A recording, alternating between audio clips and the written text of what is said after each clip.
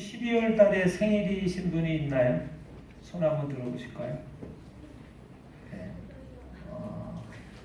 할렐루야. 잠깐 앞으로 나오세요. 네. 네. 12월에 생일이신 분들 앞으로 나오시길 바랍니다. 최재현 집사님도 네. 나오실 때 이 인생을 좀 가지고 나오셨으면 좋겠어요. 네. 나 없는데. 감사합니다. 자, 내 생일이 그 생일 매월 며칠이잖아요. 끝에 날짜가 끝에 숫자가 짝수이신 분, 앞에 계신 분들은 말고요. 짝수이신 분, 홀수이신 분들, 홀수이신 분들도 다 나오시기 바랍니다. 홀수. 자신의 생일 끝자리가 홀수이신 분들. 근데 아까 짝수를 물어보니까 짝수 때 손을 안 들었어요. 네. 자, 홀수이신 분들 다 나오세요. 네. 자, 홀수이신 분들 나오셔서 앞쪽을 좀 봐주시길 바랍니다. 요 앞으로 오세요. 앞으로 오세요. 앞으로 오세요. 네. 자, 제가 보니까 우리 좀 대표로 되실 분들이 남자분들이 좀 몇 분 계세요. 우리 신 집사님 혹시 최재형 집사님하고 가위바위보를 좀 하시면 좋을 것 같은데, 일모 형제님도 있는 것 같은데 세 분이 한번 해보세요. 자, 가위바위보. 누구죠? 누가 결정됐죠? 두 사람이요. 가위바위보. 최재형 집사님. 그러면 여기 뒤에 마이크가 있습니다. 무선 마이크. 얼른 빼가지고요. 자, 오늘은요, 여러분 가지고 계신 이야기 1편이 있어요. 1편. 자, 고요한 밤, 거룩한 밤이라고 하는 이야기를 우리 앞에 나오신 분들이 다 읽어주시는데요. 마이크를 우리 최재형 집사님이 들고서 그 부분을 읽어주시는 거예요. 아셨죠?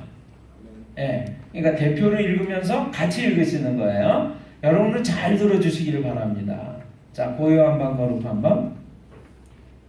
이야기 1. 고요한 밤, 거룩한 밤. 같이 읽으셔야 돼요. 시작. 1818년 어느 늦은 밤 오스트리아 차흐 강변에 위치한 오베린 도르프란 작은 마을에 성 니콜라스 교회를 지키는 5월 신부가 땀을 뻘뻘 흘리며 오르간을 고치고 있었다. 그의 오르간은 제차일강의 습기로 크리스마스를 일주일 앞뒀을 때 갑자기 고장난 것이다. 그런데 수리를 위한 기술자 방문은 봄에나 오기로 되어 있었다. 크리스마스 날 성탄 감사 예배도 드려야 하고 연극 발표회도 해야 하는데 한 대밖에 없는 오르간이 고장이 났으니 참으로 난감하지 않을 수 없었다. 시골 마을이라 기술자는 봄에 오게 되었고 그렇다고 새로 구입할 형편도 아니었기에 그는 벌써 며칠째 오르간을 뜯어 이리저리 살펴봤는데 도무지 고칠 수가 없었다. 오르간도 없이 어떻게 성탄절 행사를 할까?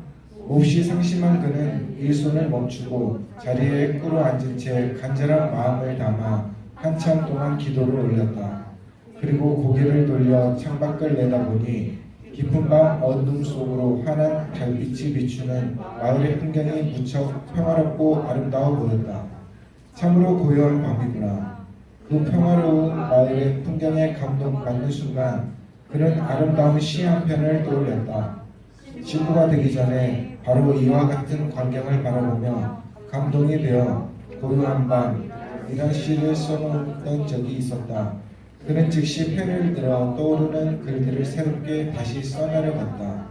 다음날 아침 그는 성당의 오르간 연주자인 프란츠 그루버 선생을 찾아가 시를 보여주며 작곡해달라고 부탁했다. 오르간이 고장났으니 선생께서 이 시로 작곡해서 성탄 미사 때 기타로 연주하면 어떻겠습니까? 그의 성탄절 교회의 신도들은 성스러운 성탄절에 기타를 들고 교회 재단에 선 모을 신부와 그루버를 보고 의아하게 생각하며 바라보았다. 그런데 바로 그 작은 성당에서 모을 신부가 쓴 이 한 편의 시에 곡을 묻힌 감미로운 음악이 기타로 연주되었고 두 사람은 노래를 부르기 시작하였으며 그들의 목소리는 다시 교회의 성가대가 합세하여 코러스가 되어 울려 퍼졌다. 노래가 끝난 후에 신도들은 한동안 감동으로 침묵을 지켰다. 잠시 후에 신도들은 박수를 치며 기뻐했고 결국 모을 신부는 음악이 있는 뜻깊은 크리스마스를 하게 된 것이다.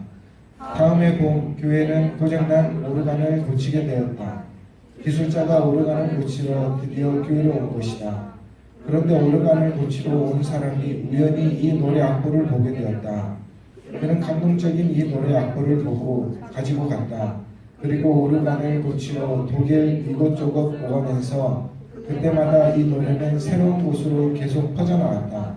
처음엔 독일에서, 그 다음에는 유럽에서, 그리고 지금은 전 세계에서 가장 사랑받는 크리스마스 캐롤이 된 것이다. 오늘 이야기를요, 이 이야기 고향방 거룩한방 이 찬송에 대한 유래를 여러분들이 나오셔서 들려주신 거예요. 예, 여러분 한번 박수 쳐주시기 바랍니다. 감사합니다. 예, 자리에 들어가실까요? 예. 자, 우리 지금 이러한 유래를 우리가 이해를 하면서 우리 찬송가 109장 찬송을 함께 하려고 합니다. 고향방 거룩한방.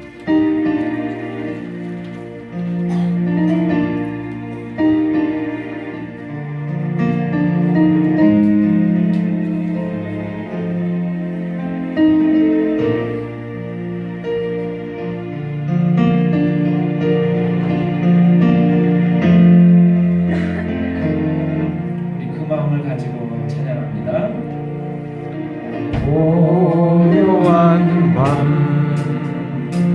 거룩한 밤 어둠에 늦은 밤 주의 부모 앉아서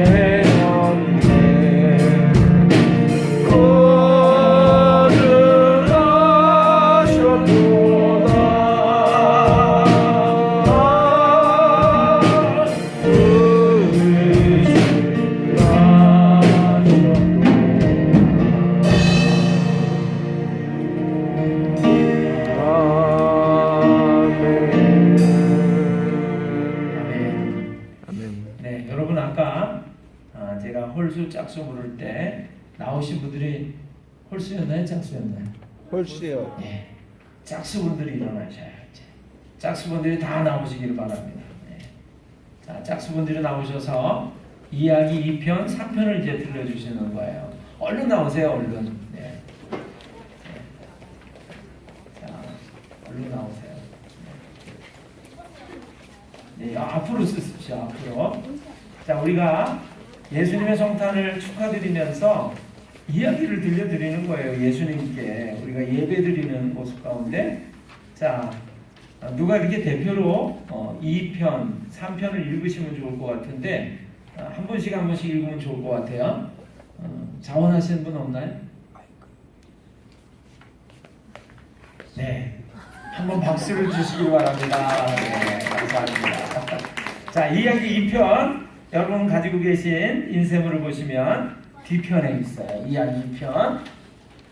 이야기 2. 헤로람 때 예수께서 유대 베들레헴에서 나시매 동방으로부터 박사들이 예루살렘에 이르러 마르되 유대인의 왕으로 나신 이가 어디 계시냐?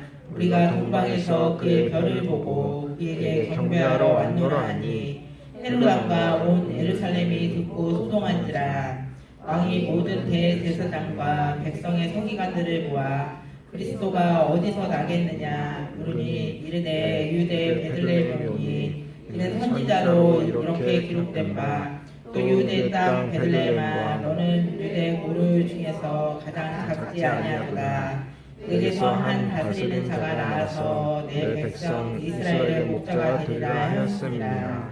이에 헤롯이 가만히 박사들을 불러 별이 나타난 데를 자세히 묻고 베들레헴으로 보내며 이르되 가서 아기에게 대하여 자세히 알아보고 찾거든 내게 구하여 나도 가서 그에게 경배하게 하라. 박사들이 왕의 말을 듣고 갈새 동방에서 보던 그 별이 문득 앞서 인도하여 가다가 아기 있는 곳 위에 머물러 서 있는지라. 그들이 별을 보고 매우 크게 기뻐하고 기뻐하더라. 집에 들어가 아기와 그의 어머니 마리아가 함께 있는 것을 보고 엎드려 아기께 경배하고 보배압을 열어 황금과 유향과 모략을 예물로 드리니라. 아멘. 예, 이야기 3편은 누가 또 대표를 읽으시겠어요? 이야기 3. 그때 가이사 아구스도가 영을 내려 같이 천하로 읽으세요. 다 호적하라 하였으니 이 호적은 구레뇨가 수리아 총독이 되었을 때 처음 한 것이라. 모든 사람이 호적하러 각각 고향으로 돌아가매 요셉도 다윗의 집 족속이므로 갈릴리 나사렛 동네에서 유대를 향하여 베들레헴이라 하는 다윗의 동네로 그 약혼한 마리아와 함께 호적하러 올라가니 마리아가 이미 잉태하였더라. 거기 있을 그때 해산할 날이 차서 첫 아들을 낳아 강보로 싸서 그 위에 뉘었으니 이는 여관에 있을 곳이 없음이러라. 그 지역의 목자들이 밤에 밖에서 자기 양떼를 지키더니 주의 사자가 곁에 서고 주의 영광이 그들을 두루 비추매 크게 무서워한 자라. 천사가 이르되 무서워하지 말라. 보라 내가 온 백성에게 미칠 큰 기쁨의 좋은 소식을 너희에게 전하노라. 오늘 다윗의 동네에 너희를 위하여 구주가 나셨으니 곧 그리스도 주시니라. 너희가 가서 강보에 쌓여 그 위에 뉘어있는 아기를 보리니 이것이 너희에게 표적이니라 하더니 호련히 수많은 천군이 그 천사들과 함께 하나님을 찬송하여 이르되 지극히 높은 곳에서는 하나님께 영광이요 땅에서는 하나님이 기뻐하신 사람들 중에 평화로다 하니라. 천사들이 떠나 하늘로 올라가니 목자가 서로 말하되 이제 베들레헴으로 가서 주께서 우리에게 알리신 바 이 이루어진 일을 보자 하고 빨리 가서 마리아와 요셉과 그 위에 누인 아기를 찾아서 보고 천사가 자기들에게 이 아기에 대하여 말한 것을 전하니 듣는 자가 다 목자들이 그들에게 말한 것들을 놀랍게 여기되 마리아는 이 모든 말을 마음에 새기어 생각하니라. 아멘. 네, 감사합니다. 우리 한번 박수 좀 주실까요? 들어가셔도 되겠어요? 자, 우리가 하나님의 말씀 또 이 찬양에 얽힌 유래들을 이야기 1, 2, 3편을 통해서 나누었습니다. 4편도 준비가 되어 있어요. 여러분 기억하시길 바랍니다. 여러분 오늘 성탄절인데요. 우리가 다 함께 백화점을 갔다고 생각을 해보시면 좋겠습니다. 백화점을 가서 우리 구경을 하는데요. 1층, 2층, 3층, 4층을 둘러봅니다. 여러분들은 몇 층에 머물러 서실까요? 우리 연희경 권사님, 특별히 백화점 가면 몇 층에 이렇게 머물러 서세요? 1층이요. 1층. 왜 1층에 머물러 서죠? 들어갔다 빨리 나갈 수 있어요. 예. 아주 합리적인 생각을 하고 계신데, 백화점에 가서 물건을 우리가 마음껏 살 수 있다라고 한다면, 그런 돈이 있다고 한다면, 우리는 1층, 2층, 3층, 4층 중에서 몇 층에 제일 머물러 서일까요? 한별 형제는 몇 층에 머물러 서요?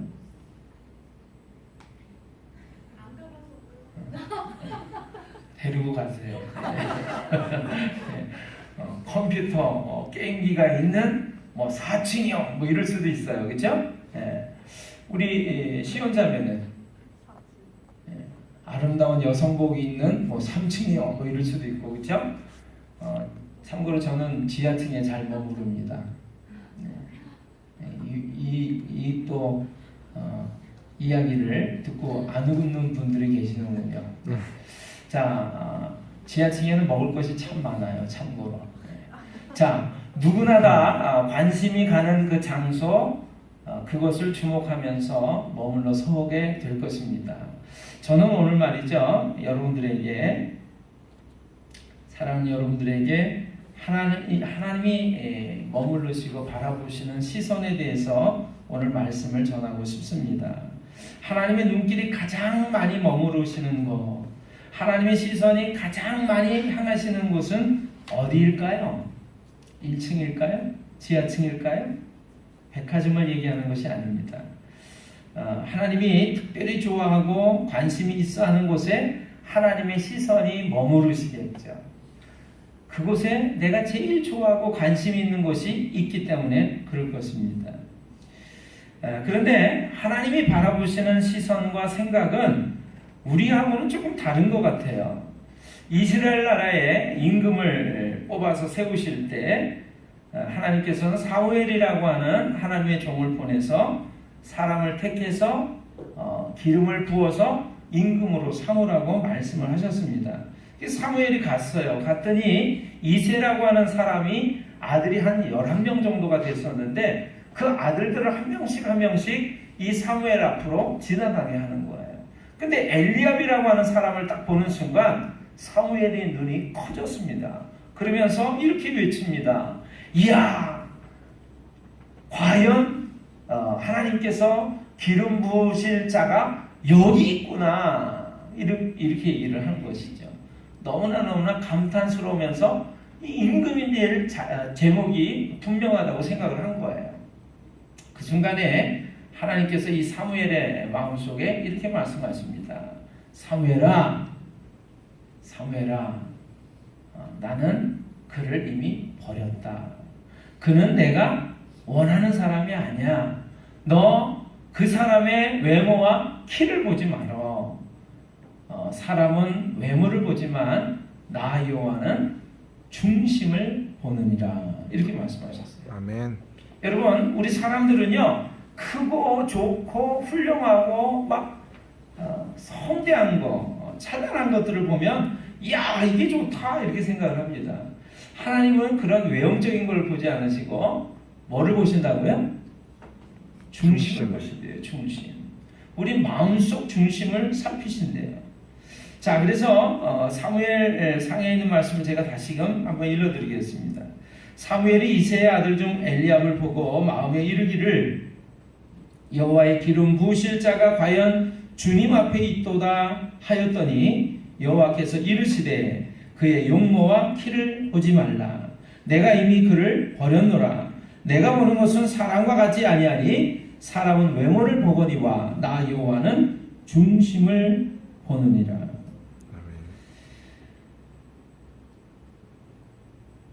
앞서 제가 말씀드린 것처럼 그분은 종종 우리 사람들이 바라보는 것과는 반대로 보시는 것 같아요. 우리가 이 세상에서 가장 가치 있는 것, 좋은 것 얘기를 든다면 여러 가지가 있을 수 있겠지만 사람들이 누런 황금을 좋아하는 것 같습니다. 우리는 그렇게 가장 귀하게 생각하는 이 황금을 말이죠. 하나님 나라에서는 가장 흔하디 흔한 천한 바닷길 포장재로 쓰고 있다는 것 아세요? 하늘나라는요 황금길로 포장이 되어 있습니다. 우리가 가장 귀하게 여기는 걸 하나님께서는 어떻게 해요? 가장 천한 것으로 본다라고 생각할 수가 있겠습니다. 어떤 부자가 죽을 때 하나님께 아주 간절한 기도를 소원을 아뢰었습니다. 그게 뭐냐면요, 하나님 제발 제가 죽을 때 꼭 한 가지만은 가지고 하늘나라를 갈 수 있게 해주세요. 그런 거였어요. 하나님께서 하도 그 부자가 간절하게 하나님께 구하니까 그래라 이렇게 말씀하셨어요. 부자가 죽었는데요. 부자가 이제 하늘나라를 딱 들어가는데 아주 무거운 가방을 하나 들고 들어가는 거예요. 전해지는 얘기에 의하면 천국문의 문지기는요 예수님의 수제자인 베드로가 지키고 있대요. 그 베드로가 부자가 이제 가방을 아주 무거운 가방을 하나 들고서 낑낑대고 들어오니까 검문을 했습니다. 잠깐 멈춰서시오. 그러니까 이제 부자가 멈췄겠죠. 도대체 이 천국에는 아무것도 갖고 들어갈 수가 없는데 왜 당신은 유독 가방 하나를 들고 그 무거운 가방 하나를 들고 들어가는 거예요. 그러니까 부자가 이제 설명을 했어요. 제가 하나님께 간절한 기도를 올렸는데 내가 원하는 한 가지만큼은 가지고 들어갈 수 있다고 허락을 해주셔서 이렇게 가지고 가는 길입니다. 도대체 뭡니까 그게? 가방을 이제 열어서 보여주는 거예요. 그랬더니 베드로가 기가 막히다는 듯이 이렇게 물었어요.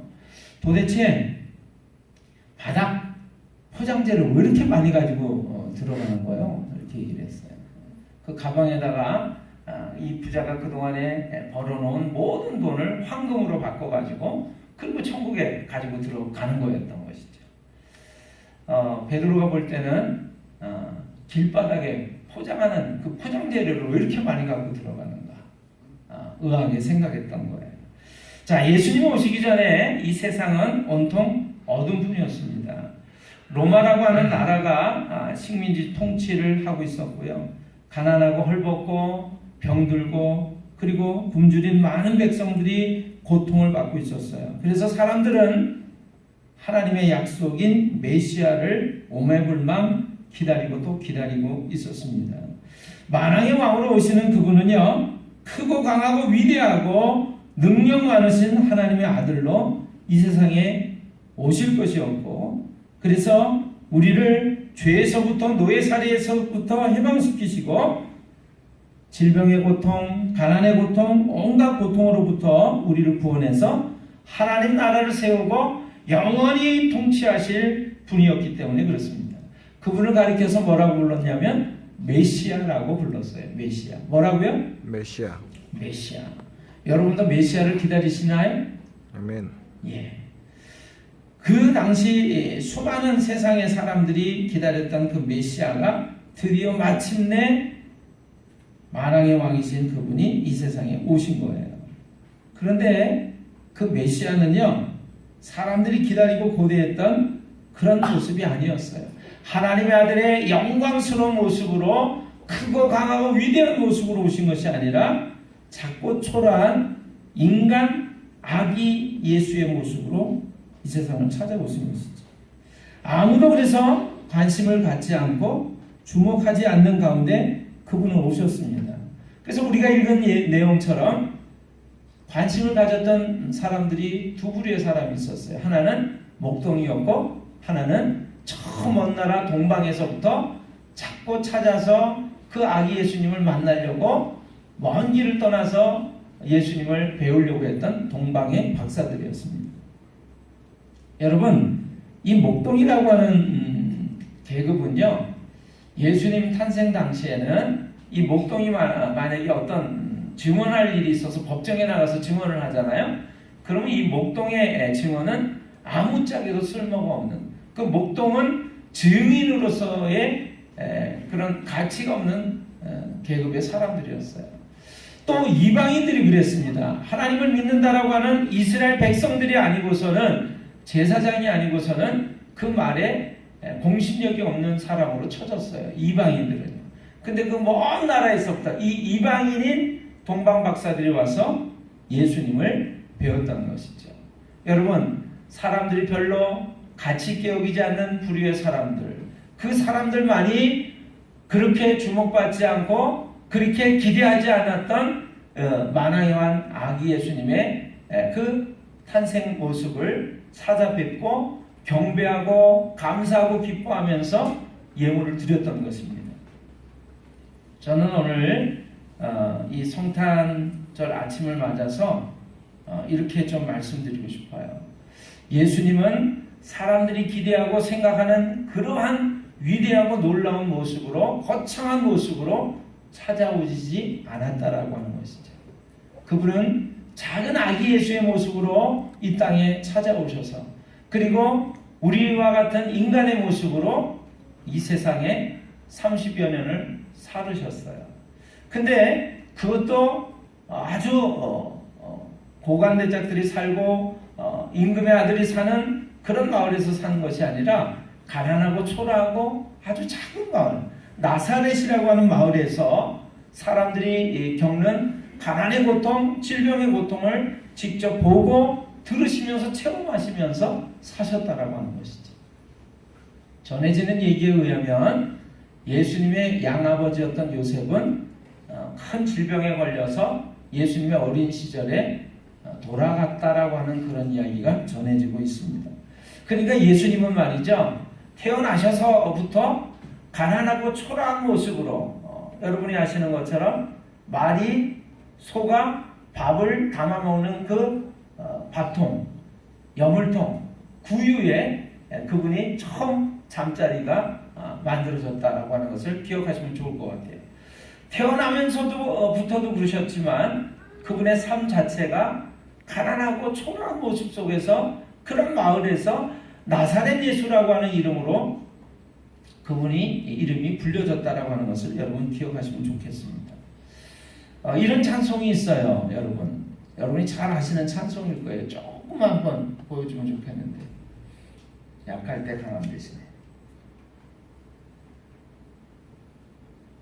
여러분 이 찬송 아시죠? 한번 들어보실까요? 조금만.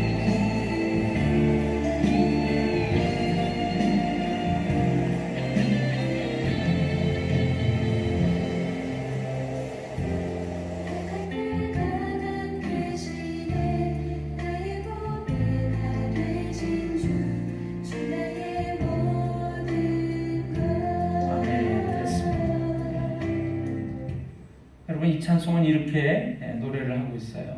약할 때 강함 되시네, 나의 보배가 되신 주 나의 모든 것.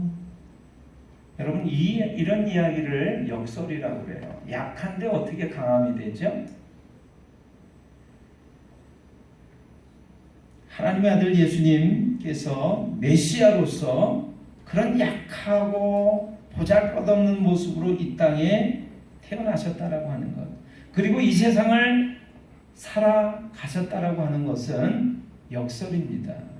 그런데 그것이 무슨 좋은 것이 되고 위대하고 훌륭한 것이 될 것인가 라고 우리가 물어볼 수 있어요. 하나님은요, 바로 하나님의 아들이신 예수님을 이렇게 초라하고 작은 아기의 모습으로 이 땅에 오게 하셔서 우리와 같은 삶을 살게 하시고, 그리고 마침내 마지막의 모습이 십자가라고 하는, 여러분 십자가는요 하나님의 아들이 있을 곳이 아니에요. 십자가에서 못 박히셔서 돌아가실 때 그분은요 너무나 초라해지셨어요. 비참해지셨어요. 그리고 사람들이 비웃고 조롱하는 모습이었습니다. 하나님의 아들의 모습이 그런 모습으로 어떻게 세상 사람들을 구원할 수 있단 말인가요? 그러나 하나님은 그 약하고 작은 보잘것없는 그 마지막 처절한 모습의 십자가를 통해서 우리를 구원하셨다라고 하는 것입니다. 아멘. 여러분, 그래서 십자가는 하나님의 지혜와 구원의 방법이라고 성경은 우리에게 증거해주고 있습니다. 고린도전서에는 이렇게 하나님께서 말씀을 하고 계세요. 형제들아, 너희를 부르심을 보라. 육체를 따라 지혜로운 자가 많지 아니하며 능한 자가 많지 아니하며 문벌 좋은 자가 많지 아니하도다. 그러나 하나님께서 세상에 미련한 것들을 택하사 지혜 있는 자들을 부끄럽게 하려 하시고 세상에 약한 것들을 택하사 강한 것들을 부끄럽게 하려 하시며 하나님께서 세상에 천한 것들과 멸시받는 것들과 없는 것들을 택하사 있는 것들을 폐하려 하시나니 이는 아무 육체도 하나님 앞에서 자랑하지 못하게 하려 하심이라. 여러분, 성탄절 이 아침에 혹시 여러분 마음속에 이런 생각을 하고 계시지는 않습니까? 하나님, 나는 너무나 작아요. 나는 너무나 보잘것없어요. 나는 너무나 연약해요. 그렇다면 하나님의 말씀을 들으시길 바랍니다. 하나님의 시선이 머무르는 그곳은 바로 우리가 약하다고, 보잘것없다고, 부족하다고, 연약하다고 말하는 그 장소에 하나님의 시선이 머문다는 사실을 여러분 기억하시길 바랍니다. 아멘. 하나님은 그러한 우리를 찾아오시고 그분의 가장 귀한 아들 예수님을 바로 우리와 같은 부족한 모습으로 인간으로 이 땅에 보내주심으로 말미암아 하나님의 시선이, 하나님의 마음이 어디 있는가를 말씀해 주시기를 원하셨다라고 하는 것입니다. 아멘. 이 성탄절 아침에 내가 부족합니다라고 고백하는 바로 그 부족하고 보잘것없는 그 마음에, 그 장소에 아기 예수님이 찾아오시는 줄로 믿으시기를 바랍니다. 아멘. 오늘 저는 그래서 그 예수님을 모시게 된 것이 얼마나 기쁜지 몰라요. 감사한지 몰라요. 성탄절의 참된 의미는요, 크고 위대하고 훌륭하고 좋은 곳에 하나님의 시선이 머무는 것이 아니라 죄 많은 이 세상에 죄인으로 살아가면서 질병의 고통과 가난의 고통과 그리고 초라한 모습으로 하나님, 이러한 나를 하나님 사랑하시나요? 라고 부르시는 우리에게 그분의 시선과 마음이 향하고 계시다라고 하는 거예요. 그래서 예수님, 하나님의 아들이신 그분의 이름은 예수라고 불리웁니다. 예수는 우리를 구원한다라고 하는 뜻이에요. 그분은 또 다른 이름을 하나 갖고 있어요. 임마누엘이라고 하는 이름입니다. 임마누엘은요, 하나님이 우리와 함께 계시다라고 하는 뜻이에요. 아멘. 여러분, 오늘 이 성탄절의 아침에 임마누엘이 되시는 하나님, 우리의 구원자가 되시는 메시아가 되시는 예수님이 오늘 보잘것없는 나의 마음에, 구유와 같은 나의 마음에 찾아오시는 줄로 믿으시길 바랍니다. 아멘. 이것이 성탄절의 참된 의미입니다. 오늘 고요한 밤 거룩한 밤 찬송을 부르셨어요? 제가 오늘 여러분들에게 나눠드린 인쇄 주보가 있습니다. 제가 칼라 프린터가 있어요. 그래서 늘 칼라로 프린터를 했어요. 여러분, 성탄절 아침에 받아보는 이 주보는 칼라 프린터에서 해야 될까요? 흑백 프린터에서 해야 될까요? 칼라죠. 칼라. 화려하고 이쁘고 좋은 모습으로 인쇄를 해야 되지 않겠어요? 근데 제가 그걸 한 8, 9년 쓰다 보니까 그게 어제 갑자기 안 되는 거예요.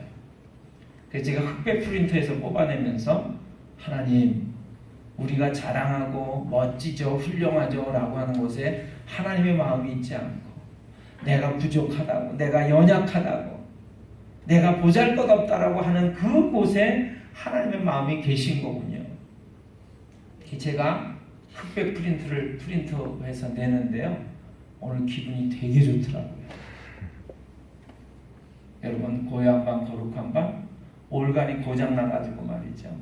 어떻게 하나님께 찬양하는 예배를 드릴 수 있을까? 미사를 드릴 수 있을까? 그래서 그 당시로는 기타를 들고서 이 예배당 앞에 설 수가 없어요. 근데 기타를 들고 하나님 찬양을 했던 거예요. 그것이 오늘 수많은 사람들이 불려지는 아름다운 노래가 됐다라고 하는 것이죠. 아멘. 오늘 여러분과 저의 삶 속에 이런 아름다운 노래가 계속될 줄로 믿습니다. 아멘. 그렇게 되시기를 주님의 이름으로 축원합니다. 기도하겠습니다.